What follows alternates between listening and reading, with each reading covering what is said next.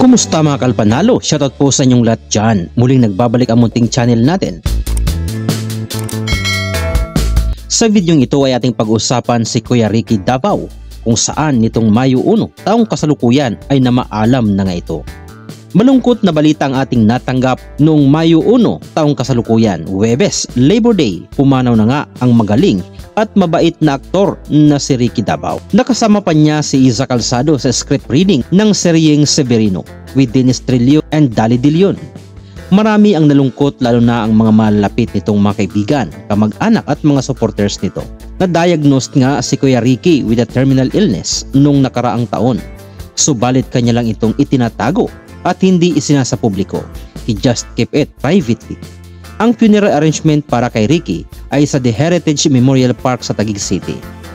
Ricky was once married to actress Jackie Lu Blanco, and together they had 3 children, si Kenneth, Arabella, and Ricky May. Sila ang naging bunga ng kanilang pagmamahalan. His last performance was in the musical Silver Lining Redux, a role that cemented his lasting legacy in the industry. Ayon sa miss nito na si Jackie Lu, parang history repeats itself para kay Jackie Lu and her children, Ara, Ricky May, and Kenneth. But she is still holding on together with her kids na nagkasunod-sunod ang pagsubok. Nauna rito ang pagpanaw nga ng ina ni Jackie na si Pilita Corrales before Holy Week. Pahayag nga ni Jackie, "Everyone, all of us, were in Ricky's house when it happened. From the hospital, Ricky was brought back home for palliative care. He has solidified our family and strengthened everyone, and even those whom Ricky loved. Iba pa rin when it finally happened. Let's pray for our family, especially my kids. And to Ricky, thank you for making us, your family, feel loved." Si Ricky Davao ay sinilang bilang si Frederick Charles Caballes Davao, tunay na kanyang pangalan, noong May 30, 1961. Sa Manila.